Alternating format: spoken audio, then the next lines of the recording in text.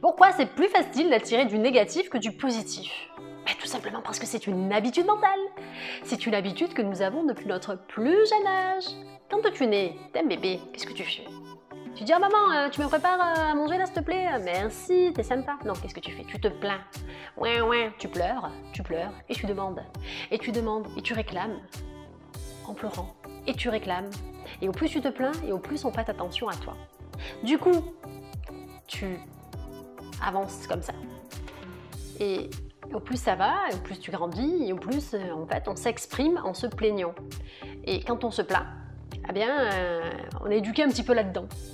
Et de ce fait, on répond à nos besoins par la plainte. Et du coup, c'est une habitude mentale. Sauf que quand tu as 20, 30, 40 ans, ton habitude mentale, elle est plus cohérente, tu vois. Et qu'est-ce que tu fais? Tu continues à penser à ce que tu veux pas, à te plaindre, et qu'est-ce que tu attires? C'est sur quoi tu portes ton attention. Et tu sais que tu mets autant d'énergie à te plaindre de ce qui ne va pas, à penser à ce que tu ne veux pas, qu'à penser à ce que tu veux et à être focus sur ce que tu veux et à réaliser et à mettre de l'énergie dans ce que tu veux. Une fois que tu captes ça, que petit à petit tu fais le nécessaire, donc tu te reprogrammes intérieurement, quand tu te reprogrammes, si tu fais un petit job quand même interne, d'accord, par la répétition, eh bien, comme tu vas commencer à répéter de nouvelles choses intérieurement, tu vas vibrer des choses différentes et tu vas attirer des choses différentes puisque tu vas prendre conscience que tu peux faire différemment.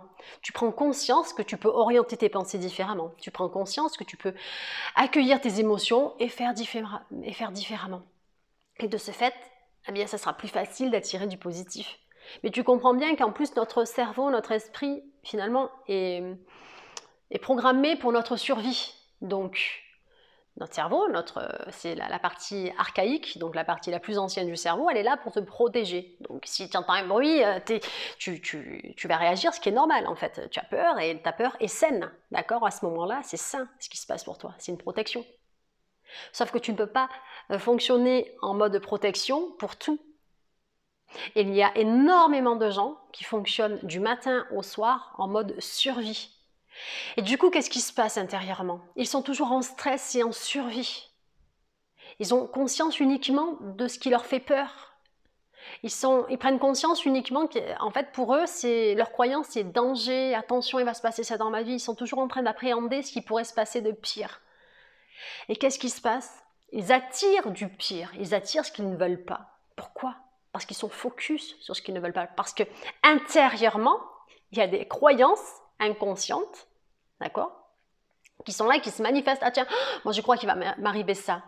Ah oui, moi je crois que je ne mérite pas d'être heureuse. Moi je crois que les gens sont plutôt comme ci. Et qu'est-ce qui se passe?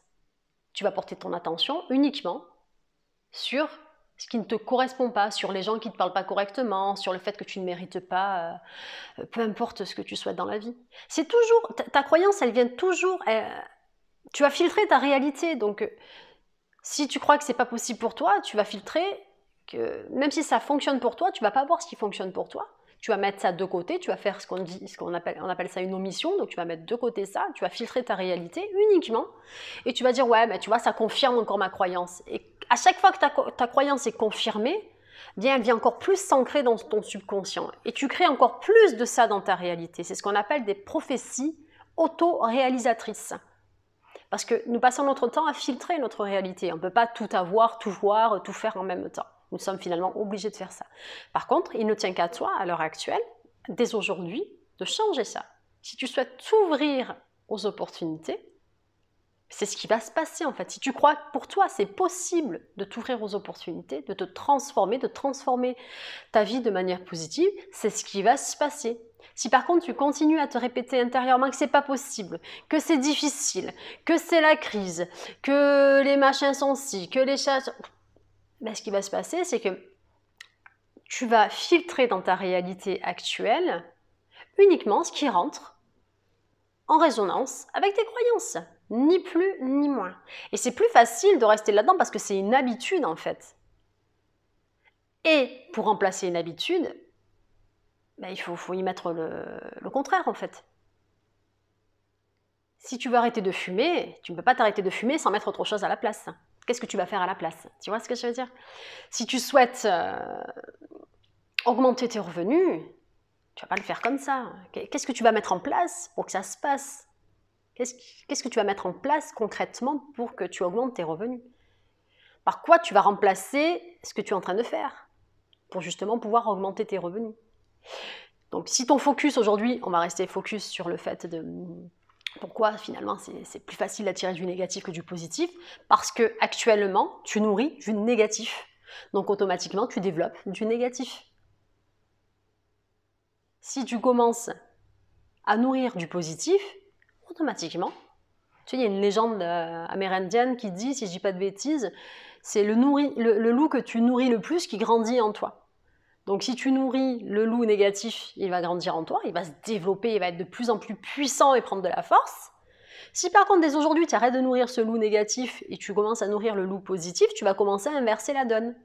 Et petit à petit, tu vas commencer à voir que ça se transforme dans ta vie intérieure et dans ta vie extérieure, puisque tu prends conscience de ça. Mais tant qu'on n'a pas conscience des choses, on ne peut pas se transformer. Tant que tu n'as pas conscience que ça existe, tu ne peux pas te transformer. Tant que tu n'as pas conscience que c'est possible, en fait, tu ne le sais pas. Par contre, là, en regardant ma vidéo, si ça ne va pas trop à l'encontre de tes croyances, tu vas faire le nécessaire. Si par contre, ça va trop à l'encontre de ton expérience de vie, de tes croyances, tu vas dire, mais qu'est-ce qu'elle raconte celle-là? Et ça, c'est ton mécanisme de défense. Et ça, c'est ton subconscient, donc tes programmes qui prennent le dessus. Et c'est ce qui fait que c'est pas évident pour tout le monde d'évoluer. Et c'est ce qui fait que c'est pas évident de sortir de sa zone de confort. Et pourtant, c'est le seul moyen d'avancer et de transformer le négatif en positif. Et heureusement qu'il y a du négatif, on ne peut pas être positif du matin au soir, et je le dis et je le répète. On n'est pas du matin à 8h du mat à 8h du soir, ouais, pop et lop, c'est pas vrai. Par contre, entre passer 1 minute sur quelque chose qui n'est pas top et passer 10 heures sur quelque chose qui n'est pas top, il y a une sacrée différence. Et ça fait une sacrée différence dans ton monde intérieur et dans ton monde extérieur. Et c'est ça qu'il faut bien prendre en compte. Et dès que tu as conscience de ça, du coup, tu poses ton attention sur des trucs plus positifs. Du coup, tu bloques pas sur des trucs qui sûrement t'embêtent. Mais au lieu de passer, je te dis, 10 heures à te prendre la tête sur une phrase que quelqu'un t'a dit, ou sur un regard que quelqu'un peut-être t'a posé, ou au lieu d'être dans du ressentiment 10 heures par jour, tu vas peut-être ressentir le ressentiment que 2 minutes ou 5 minutes. Et puis après, tu vas aller vers quelque chose de plus positif, vers un sentiment plus positif, plus productif, plus constructif, tu vois. Et de ce fait, tu vas évoluer et c'est obligatoire. Sache que tu ne peux pas être la même personne qu'hier. On évolue quotidiennement. Alors, il y a des personnes qui stagnent, mais elles changent quand même. Elles changent physiquement, elles changent. Tu changes, il y a tout qui est en mouvement. Nos cellules sont tout le temps en mouvement. Notre état d'esprit est tout le temps en mouvement. C'est à toi de le diriger. Donc, soit tu le diriges vers tout ce que tu as envie de vivre, de réaliser, soit tu es focus sur tout ce que tu crains. Et qu'est-ce qui va se passer? C'est que tu vas attirer tout ce que tu crains. Parce qu'en plus, tu as des croyances, et puis tu mets bien les émotions, et c'est facile. Et allez hop, qu'est-ce que tu attires? Tout ce sur quoi tu as posé ton attention, tout ce sur quoi tu t'es imaginé là-dedans. Tu te vois là-dedans, ça va être la catastrophe. Non, transforme ça. Imagine et idéalise. Imagine-toi uniquement ce que tu veux imaginer, ce que tu veux vivre, ce que tu souhaites matérialiser.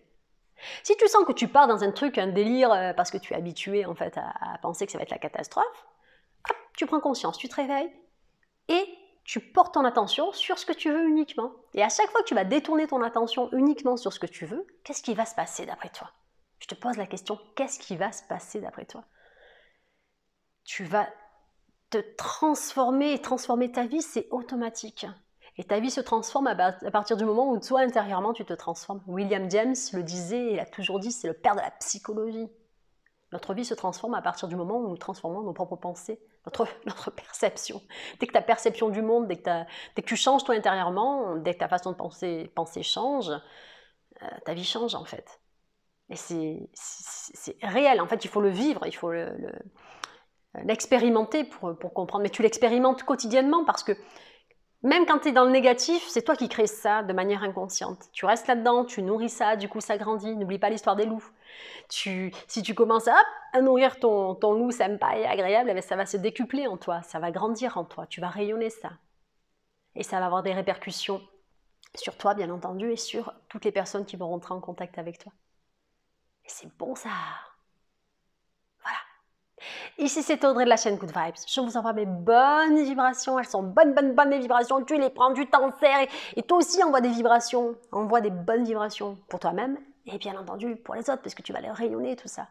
Et au plus tu donnes, et au mieux c'est. Au plus tu te donnes. Bon, d'abord à toi, tu le sais. Et après, tu pourras donner des tonnes de trucs aux autres. Parce que si à l'intérieur, tu te donnes rien, tu ne peux rien donner en fait. Tu t'occupes de toi intérieurement et automatiquement, ça va se répercuter dans ta vie. C'est automatique. Voilà. Ici, c'était Audrey de la chaîne Good Vibes. Je vous envoie mes bonnes vibrations, mes good vibes. J'en envoie partout, j'en donne à tout le monde. Tu les prends, tu te sers et toi, à ton tour, tu en envoies aussi de partout. Et tu prends soin de toi intérieurement, émotionnellement, spirituellement. À très très vite les Good Vibers.